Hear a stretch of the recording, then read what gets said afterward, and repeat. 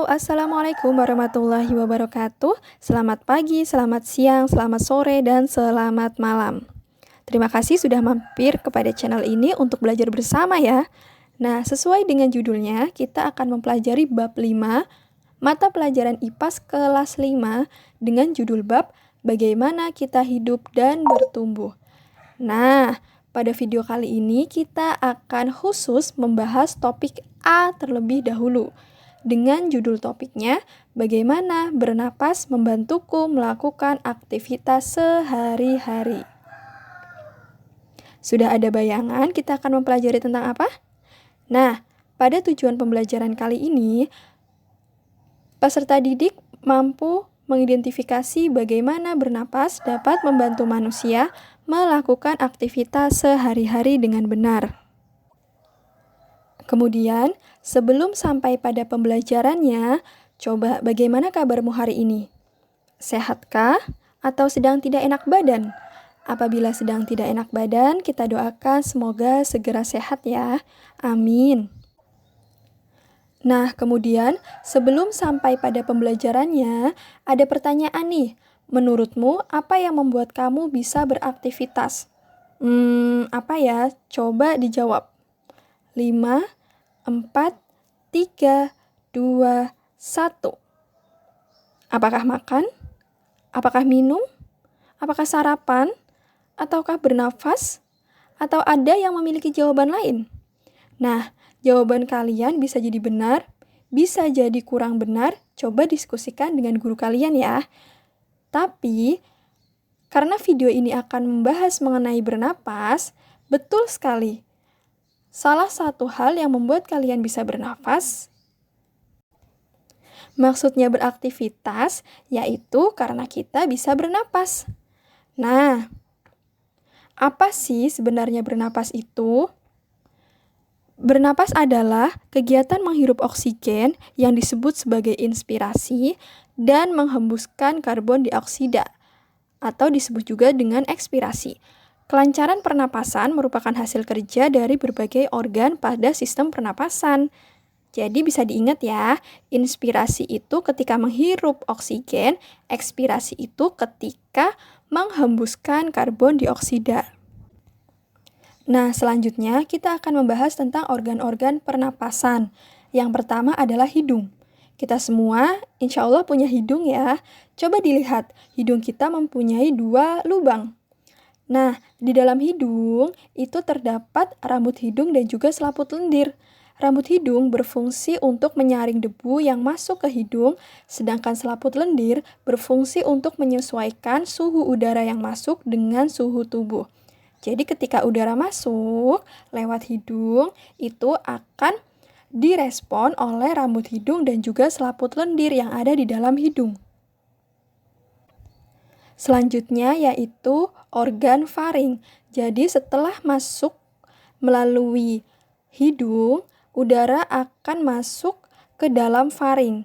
Nah, posisi faring bisa dilihat di gambar ya. Faring adalah percabangan antara saluran pernapasan dengan saluran pencernaan.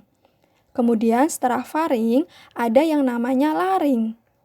Nah, laring memiliki nama lain teka. Posisinya bisa dilihat di dalam video gambar ini ya.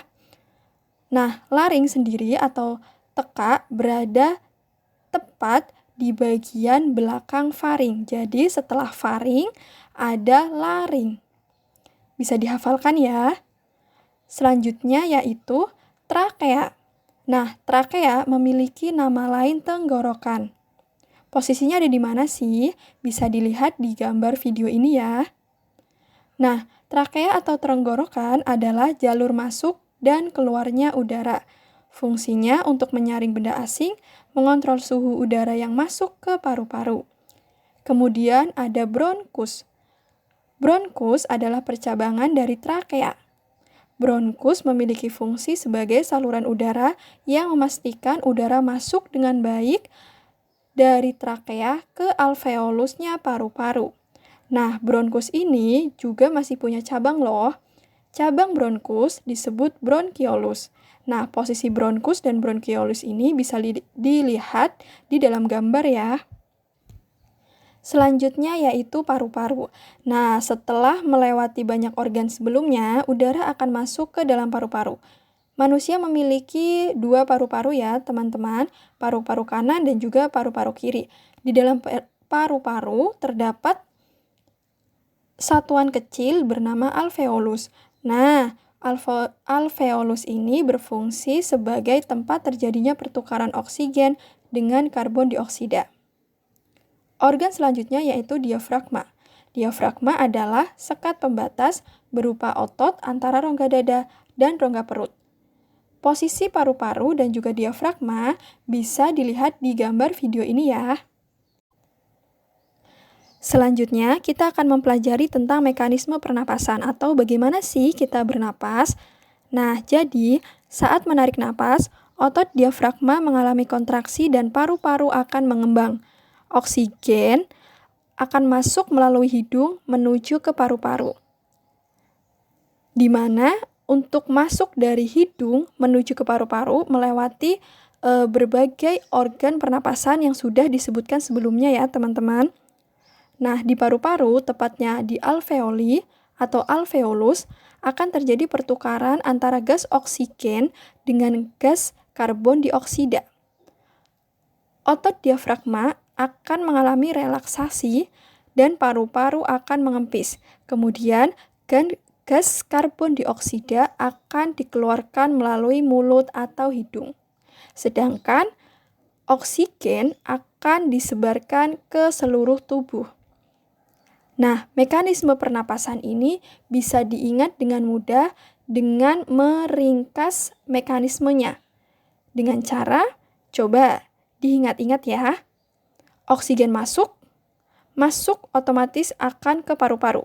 Oksigen masuk ke paru-paru, di paru-paru terjadi pertukaran oksigen dengan karbon dioksida, kemudian karbon dioksida keluar. Itu bisa menjadi jalan pintas untuk mengingat-ingat mekanisme pernapasan ya. Tapi jangan lupakan mekanisme pernafasan yang secara utuh. Kemudian ada penyakit pada organ pernapasan. Beberapa penyakitnya, yang pertama ada flu atau influenza yang disebabkan oleh virus. Nah, flu ini mudah sekali menular dan menular bisa melalui kontak langsung atau cairan yang keluar dari penderita saat batuk atau bersin. Kemudian ada asma. Asma ini disebabkan oleh penyempitan saluran napas. Tanda awal asma adalah sesak napas dan biasanya dibarengi dengan bunyi khusus saat menarik napas. Kemudian ada penyakit bronkitis. Nah, bronkitis ini adalah peradangan yang terjadi pada bronkus. Umumnya, ciri-ciri bronkitis ini adalah batuk berdahak yang terkadang dahaknya bisa berubah warna. Kemudian ada penyakit lain yaitu tuberkulosis atau TBC. Nah, penyakit ini disebabkan oleh bakteri Mycobacterium tuberculosis. Nah, selain bisa menyerang paru-paru, bakteri ini ternyata juga bisa menyerang tulang, kelenjar getah bening, sistem saraf pusat, dan juga ginjal. Jadi, teman-teman harus ekstra hati-hati dengan penyakit TBC ini ya, teman-teman. Nah, bakteri dari penyakit TBC ini bisa menyebar lewat udara dari dahak atau cairan dari penderita. Misalnya saat bersin atau batuk. Kemudian penyakit-penyakit lain antara lain ada radang paru-paru dan juga kanker paru-paru. Nah, penyakit-penyakit yang sudah disebutkan tadi itu sangat berbahaya ya teman-teman, walaupun memang ada penyakit seperti flu yang mudah sembuh, tapi ada penyakit-penyakit lain yang berbahaya.